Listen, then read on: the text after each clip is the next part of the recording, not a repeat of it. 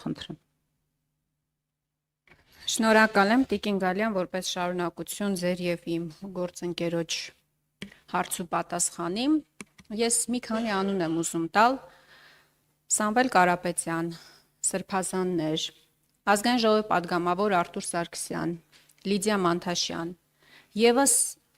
երկու տասնյակի հասնող մեր գնահատմամբ քաղաքական բանտարկյալների անուններ կարող եմ տալ եւ նրանցից մի մասի հանցանքը, որի մեջ մեղադրում են, ըստ էության նաև միջին ծանրության հանցանքներ են, բայց որևէ այլ խափանման միջոց, քան կալանքն է, նրանց համար գոյություն չունի։ Երբ մենք պնդում ենք, որ կալանքը դա բացառապես պատժի միջոց է, դա մեր քաղաքական գնահատականը չէ բացառապես։ Դա չոր փաստն է, ինչի մասին նաև խոսեցիք դուք։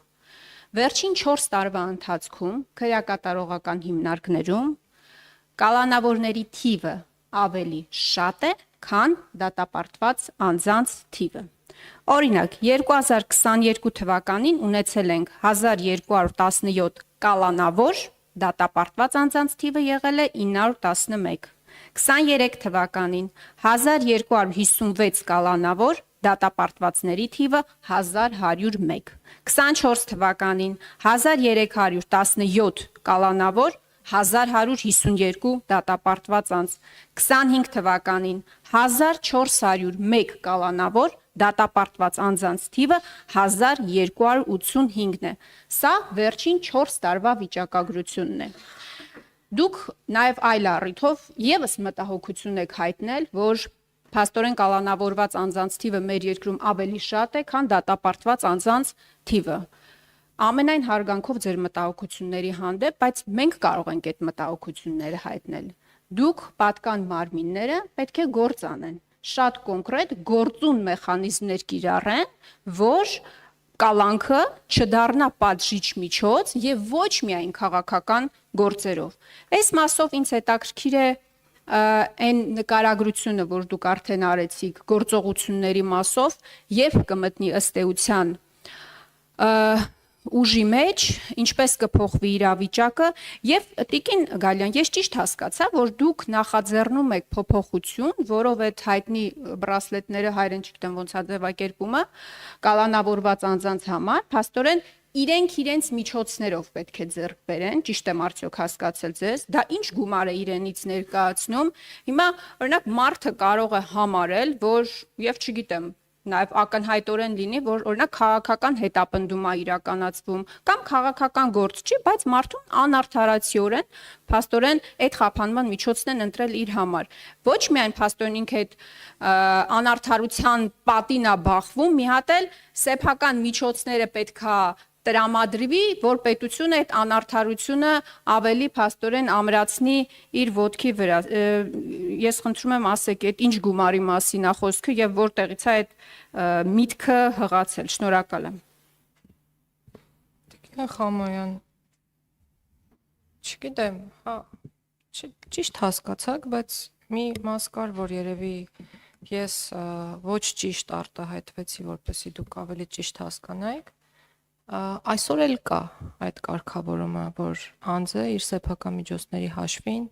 կարող է կրել խափամամիջոց տնային կալանքը էլեկտրոնային բրասլետի միջոցով։ Այսինքն դա նորություն չի, դա մշտապես եղել է։ Մարդը ինքը վճարի, որպեսզի կրի եւ այո, եւ դա աշխարհում ընդունված մոդել է, աշխարհի բոլոր երկրներում, որտեղ որ տնային կալանքը կա, այդ մեթոդիկան կա։ Եվ մեր երկրում էլ են եղել դեպքեր, որ անձի միջոցների հաշվին է եղել, ուղղակի դատարանները պատշաճ ուշադրություն չեն դարձնում անձի գույքային դրությանը։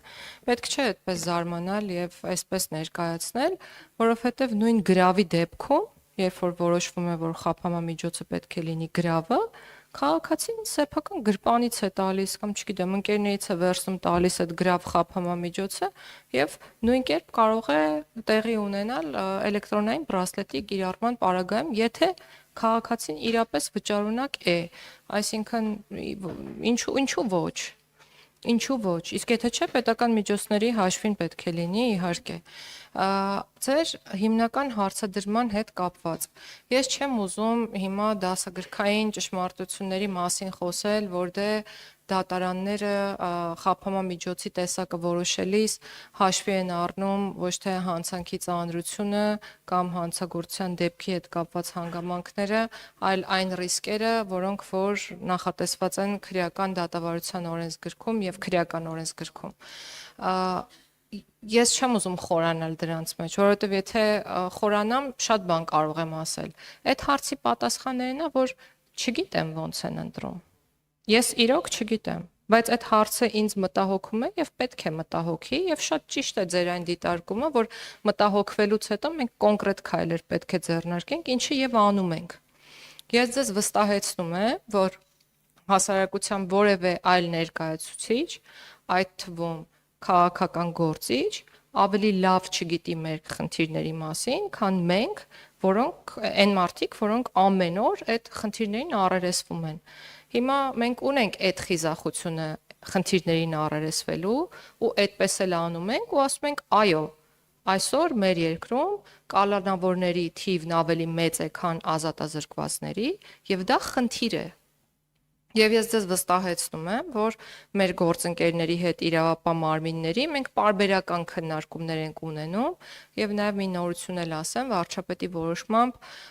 միջգերատեսչական հանձնաժողով է ստեղծվել, որի անդրանիկ նիստը շուտով կկայանա եւ հարցերը, որոնք պետք է քննարկի այդ հանձնաժողովը, վերաբերելու են հենց քրեական արդարադատության ոլորտին, քրեակատարողական եւ պրոբացիայի ոլորտին։ Ինչու ենք սա նախաձեռնել, որպեսզի անընդհատ երկխոսություն լինի մեր իրավապահ մարմինների, այսինքն մեր քաղաքականություն մշակողների, իրավապահ մարմինների եւ դատարանների միջև, որպեսզի մենք կարողանանք միասնական մոտեցումներ ունենալ։ Միջգերատեսչական հանձնաժողովի կազմում գիտենք մոտավորապես ով է։ Այն մարմինների ներկայացուցիչները, որոնք որ ես թվարկեցի։ Շատ բարի։ Տիկին Գալյան, նորից ամենայն հարգանքով ձեր մտահոգությունների հանդեպ։ Դուք ղեկավարում եք մի կառույց, որի անունը արդարադատության նախարարություն է։ Դուք երկրում արդարադատություն իրականացնող եք մեր շարքային քաղաքացիների պարզ ընկալումներով։ Իխամյան, խնդրում եմ, քաղաքականություն, արդարադատություն իրականացնող չի արդարադատության նախարարությունը։ Դա հակասահմանադրական հայտարարություն է։ Խնդրեմ։ Պարոն Վարդանյան, մեր հասարակության շարքային քաղաքացիների ընկալումները շատ պարզ մարդկային, շատ պարզ են արդարադատության նախարարությունից։ Հիմա մենք սահմանադրական ձևակերպումների մեջ առաջարկում եմ չխորանանք։ Ես կարծում եմ, որ դուք նաև ստեղծված իրավիճակի համար գոնե բարոյական ըստեյության պատասխանատվություն եք կրում։ Դուք շատ արդարացիորեն մատնացույց արեցիք իրավիճակը, ես էլ թվերը բերեցի։ Հիմա ես ասում եմ, բացի այն գործողությունները, որոնք դուք ունեք թղթի վրա, էլ ինչ քայլեր եք ձեռնարկում իսկապես իրավիճակը եւ առհասարակ մթնոլորտը երկրում փոխելու համար։ Տիկին Գալյան, օրեր առաջ փաստաբանին, որը գրառում էր արել, կոշտ գրառում էր, կոպիտ գրառում էր, վիրավորական գրառում էր, այո, կարելի է այդ ձևակերպումները տալ։ Մեղադրանք են հարուցում արատավորող տեղեկություններ հայտնելու հոդվածով, լավ են անում, որ հարուցում են։ Մի ամբողջ ալֆա ջոկատ գործից կտրում են, բերում են փաստաբանին, իր դատից հետո պարկացնում են ասֆալտին, բերման են ենթարկում եւ խափանման միջոցը ընտրում են կալանքը։ Ես ուզում եմ հասկանալ, մարդը գրառում է արել, փաստաբանը գրառում է արել, գործը հարուցվել, խափանման միջոցը ընտրվել է կալանքը։ Սովորաբար ինչի է ընտրվում կալանքը, որ նախաքննությանը չխոչընդոտի, չփախնի, վկաների վրա ազդեցություն չունենա, հայտնի ճշմարտություններ են, չէ՞, բոլորը գիտեն։ Ես ուզում եմ հասկանալ, այդ փաստաբանը ինչ պետք է աներ։ Այդ գրառումը պետք է խմբագրեր, թեպետ հետո գործի մեջ պարզվեց, որ քննիչը գրել է, որ ման են գալիս հայտնի ավակ գործընկերոջը, ով չգիտեմ ինչ խորհուրդներ է տվել գրառումը կատարած փաստաբանին։ Այսպիսի աբսուրդային ձևակերպումներ։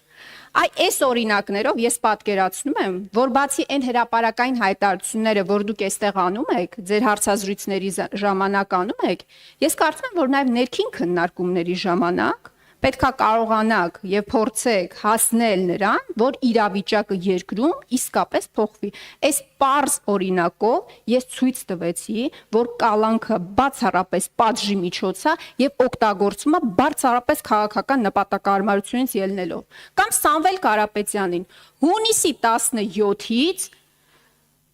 գործը օրինակ չի ուղարկվում դատարան։ Այդ մի նախադասության համար կալանքը ընտրվել է որպես խափանման միջոց։ Ես կարող եմ բազմաթիվ օրինակներ բերել։ Միքայել Աճապահյանի մասով։ Մի դեպքում դատախազությունը համարում է, որ այդտեղ հանցանք չկա, մի 2 ամիս հետո մտածում ասում է, չէ, ամեն դեպքում ոնց որ հանցանք կա, խափանման միջոցը ընտրվում է կալանք եւ միջին ծանրության հոդվածով 2 տարի ազատազրկման է այսօր դատապարտված դրդասանը։ Այս ամփոփում եմ։ Այս բոլոր դեպքերը նկատի ունեմ եւ այն անարդարադատությունը, որը տեսնում է շարքային քաղաքացին։ Շնորհակալ եմ։ Իմ Համոյան, ես իհարկե հնարավորություն կտամ Տիկին Գալյանին, որ արտահայտվի, բայց եւս մեկ անգամ ես փաստորեն ճիշտ եմ հարցադրման մեջ։ Հավատացնում եմ ձեզ, ձեր հարցերի իրավաչափությունը չեմ վիճարկում, բայց հավատացնում եմ ձեզ, այդ հարցերի հասցեատեր ավելի շատ մենք ենք ձեզ հետ, քան Տիկին Գալյանը, որովհետեւ ոչ կալանքի հետ կապված հարցերը, ոչ դատավարության ժամկետների հետ կապված հարցերը, ոչ դատավորի վարկագծի հետ կապված հարցերը բացառությամբ այն մասի, որը վերաբերում է կարգապահական վարույթ նախարարության տիրույթում չեն։ Դրա համար ի սկզբանե ես ասացի, որպեսզի մենք կարողանանք իրար ճիշտ հասկանանք։ Այն խնդիրները, որոնց մասին դուք խոսում եք, կան, բայց հավատացնում եմ ձեզ, հարցերի 90%-ը բացառությամբ նախարարության օրենսդրական գործունեության եւ բացառության վարչական դատական խորհրդի դիմելու նախարարության տիրույթում չեն, ավելի շատ մեր տիրույթում են։ Դրա համար երևի թե Տիկին Գալյանը կպատասխանի, բայց այդուհանդերձ մենք հստակ հասկանանք ում ինչ հարց ենք տալիս։ Բայց առանց սահմանափակելու, կարաք ցանկացած հարց տաք, սա վերաբերում է յուրաքանչյուրին։ Խնդրեմ Տիկին Գալյան։ Շնորհակալություն։ Տիկին Խաման, այն որ մեր նախարարության անունը արդարադատության նախարարություն է, չի նշանակում, որ ինչպես պարոն Վարդանյանն էլ նշեց, մենք պատասխանատու ենք մեր երկրում արդարադատություն իրականացնելու համար եւ այն, որ մեր նախարարության անունը արդարադատության նախարարություն է, չպետք է քաղաքացիների մոտ թյուր ընկալում ստեղծի առայն, որ մեր երկրում արդարության մթնոլորտի արդարադատության իրականացման պատասխանատուն նախարարություն է, որովհետև նախարարությունը որևէ երկրում նման երևույթի պատասխանատուն չի կարող լինել, նախարարությունը քաղաքականության մշակման պատասխանատուն է եւ նախարարությունը զբաղված է հենց այդ գործով։ Ես մի միտք ունեի տարիներ շարունակ, որովհետև այս հարցը տարիների խորքից է գալիս, միշտ մարդիկ շփոթմունքի առաջ են կանգնում, նույնացնում են արդարադատության նախարարությունը արդարադատություն իրականացնող մարմինների հետ,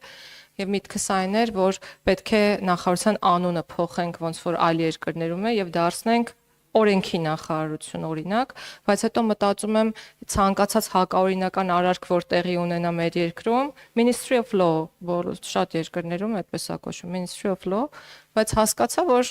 բոլոր հակաօրինական արարքները էլի կկապվեն այդ նախարարության հետ ու մենք խնդիրը դրանով ըստ էության չենք լուծի եւ կրկնում եմ, որ նույնիսկ բարոյական դաշտում այն ամենի համար, ինչը արդար չէ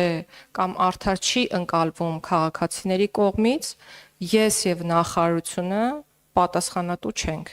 Մենք պատասխանատու ենք ոլորտի քաղաքականության մշակման համար, որը իրականացնում ենք եւ իրականացնում ենք կոնկրետ հասցեագրումներով, կոնկրետ նախագծերով, որոնց մասին ես արդեն խոսեցի։